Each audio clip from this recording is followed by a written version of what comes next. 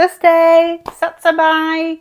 Aujourd'hui, je vais répondre à vos questions et en particulier à Manu, mais ces questions reçoivent à celles que je reçois régulièrement. Donc, je vais vous lire son message. Je suis retraitée et j'envisage de m'installer définitivement au Cambodge. Pourriez-vous m'apporter des conseils pratiques concernant les démarches administratives, le logement, la santé, ainsi que toute information utile pour faciliter mon installation? Par ailleurs, je serais très reconnaissante si vous pouviez me communiquer des adresses fiables ou me mettre en contact avec la communauté française sur place afin d'échanger avec des personnes ayant déjà vécu cette expérience. Alors, je vais commencer par déjà, est-ce que vous connaissez le Cambodge? Parce que j'ai pas l'impression, et ça c'est un point qui m'inquiète parce que pour une expatriation réussie, il faut être sûr qu'on va se plaire dans le pays qu'on choisit, et pas seulement le pays. C'est comme si vous disiez la France, c'est immense, mais il y a forcément une ville ou une région qui vous plaira plus qu'une autre. Donc, premier conseil, allez passer au moins 3 ou 4 mois au Cambodge, voire plusieurs fois 2 ou 3 mois, histoire d'être vraiment sûr, parce qu'un déménagement aussi lointain, ça ne se fait pas à la légère. Pour les démarches administratives, ben écoutez, c'est relativement simple. Vous allez tout résilier ce que vous avez en France. Vous allez prévenir alors votre caisse de retraite de votre déménagement, parce que pour l'instant, ils vont certainement vous virer votre retraite sur votre compte français, mais après, est-ce que ce sera peut-être pas plus simple pour vous de tout recevoir au Cambodge? Donc ça, je sais pas, parce que moi, je ne suis pas retraitée, donc j'ai pas fait ces papiers-là. Par contre, pour le reste, d'un point de vue visa, vous avez déjà la vidéo sur les visas. Pour les autres papiers, ça sera les assurances. Vous avez aussi une vidéo sur les assurances. Euh, pour moi, il n'y a rien d'autre à faire. Après, c'est une fois qu'on arrive là-bas. Une fois qu'on arrive là-bas, je pense que le mieux, c'est de rester à l'hôtel 15 jours, 3 semaines. Le temps de chercher un logement, le temps de trouver un logement. C'est très simple. Moi, j'avais pris contact avec des agents immobiliers via Facebook. J'ai dû visiter une douzaine d'appartements sur 2 jours et c'est le deuxième jour que j'ai trouvé mon appartement. Il n'y a pas de crise du logement là-bas, il y a beaucoup de logements vacants, donc vous n'aurez pas de souci à trouver quoi que ce soit. C'est juste si vous cherchez un produit bien spécifique qui est rare sur le marché, mais moi, un 2 pièces, j'ai trouvé facilement. On ne m'a pas demandé de justifier de mes revenus, on ne m'a pas demandé d'avoir un garant ou quoi que ce soit. J'ai versé 1 mois de caution, évidemment, bah, comme on ferait partout ailleurs. Je n'ai pas eu de frais d'agent immobilier, c'est le propriétaire qui a payé les frais. Donc, vous pouvez faire confiance aux agences. Les contrats sont standards et sont à la fois en khmer et en anglais. Si toutefois vous avez besoin de les faire traduire en français, il y a des traducteurs. Par contre, ça coûte à peu près 25 $ la page. Il me semble que mon bail fait à peu près 5 pages. N'oubliez pas que tout logement est assurable. Là, je peux vous mettre les coordonnées également d'un courtier français qui a un représentant à Siem Reap, mais le bureau principal est à Phnom Penh. Il fait aussi bien les assurances habitation, santé, moto, voiture. Faciliter votre installation. Je sais pas, mais en fait, tout a l'air simple au Cambodge comparé en France. Il y a beaucoup moins de bureaucratie. Par contre, il faut pas être stressé, il faut pas être pressé parce que tout se fait doucement, lentement, mais ça se fait. Il n'y a pas de souci. Alors, des adresses fiables pour vous mettre en contact avec la communauté française. Je dirais il y a l'Alliance française de Siem Reap qui organise régulièrement des projections de films, des expositions. Ils ont aussi une mini bibliothèque. Donc c'est un endroit où vous pouvez rencontrer des Français. Ailleurs dans le pays, je ne suis pas sûre, hein, puisque moi je suis vraiment que à Siem Reap. Quand je voyage, mais je ne cherche pas spécialement à rencontrer des Français. Après, vous avez des groupes sur Facebook. Je vous les noterai aussi en bas dans les commentaires. Ce que je voudrais vous dire, c'est que moi, l'Asie, ça fait 15 ans que j'en parle et que je dis un jour je finirai là-bas. Donc c'est un vieux rêve qui s'est réalisé.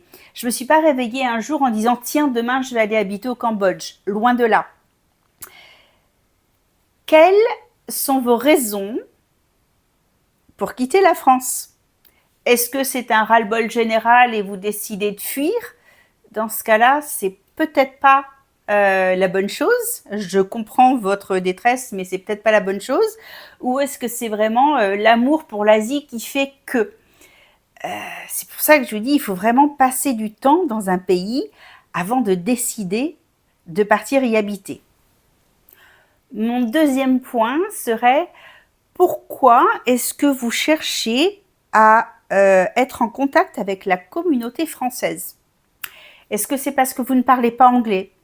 Est-ce que c'est parce que vous ne pensez pas apprendre le khmer? Personnellement, bon, j'ai la chance de toujours avoir été bilingue, mais je pense que s'expatrier dans un pays, si on ne compte pas faire un effort pour apprendre ou l'anglais ou le khmer, ça peut être très difficile parce que vous allez être coincé dans un tout petit réseau fait de gens qui sont peut-être un peu frustrés justement de ne pas pouvoir communiquer avec tout le monde et qui essayent de reproduire la France. Alors si on part de France, c'est peut-être pas pour retrouver la France. À vous de voir, dites-moi ce que vous en pensez dans les commentaires parce que je suis très curieuse de ce que vous pensez. Moi, quand je suis arrivée là-bas, j'avais connu quelques personnes quand j'étais en vacances, mais c'était pas des Françaises. Il y en avait peut-être une qui était prof de yoga, c'est tout. Autrement, non. Et j'ai vraiment pas cherché à rencontrer des Français. J'ai quelques amis français, il n'y en a pas plus que les doigts de ma main. Les autres, c'est vraiment international parce que justement, si je vis là-bas, c'est aussi pour découvrir une culture différente, m'en imprégner. C'est pas du tout pour parler des actualités en France ou de ce qui me manque en France ou quoi que ce soit. C'est vraiment pour vivre le Cambodge au fond de mes tripes. Si certains d'entre vous se sont déjà expatriés ou sont même expatriés, quel que soit le pays, peu importe, quelles ont été vos raisons d'expatriation? Alors je sais que souvent c'est pour le travail, hein, on a une offre, on a un poste intéressant, donc on y va. Mais quelles sont vos autres raisons? Je suis curieuse. Étant donné que moi je suis née dans une famille de grands voyageurs, que j'ai toujours navigué entre les États-Unis, les yachts en Méditerranée, en mer Rouge, en mer Adriatique, me réveiller dans un port différent pratiquement tous les jours ou dans un mouillage différent. Pour moi, le Cambodge, c'est la suite logique des choses, voyez-vous. Je suis pas française franchouillarde qui me suis dit « Oh, allez, j'en ai marre, je pars au Cambodge ». Donc, je sais vraiment pas quoi vous dire par rapport à ça, mais ça mérite vraiment une profonde réflexion. C'est pas une décision qui se prend sur un coup de tête. Je ne connais que des gens qui sont heureux par rapport à leur expatriation à Siem Reap. Par contre, quand je lis ou que je regarde des documentaires, il y a beaucoup de gens qui plaquent tout, qui vont s'installer à l'étranger, qui s'improvisent restaurateurs et qui évidemment se cassent la figure. C'est triste pour eux et c'est malheureux, mais ça se prépare. N'importe quel projet s'étudie, on ne part pas tête baissée comme ça, sans savoir où on va. Alors c'est sûr qu'en tant que retraité, il y a moins d'enjeux parce que vous n'avez pas besoin de travailler, vous n'avez pas besoin d'assurer ce côté revenu. Mais est-ce que vous allez vous plaire? Est-ce que vous allez trouver des activités qui vont vous plaire?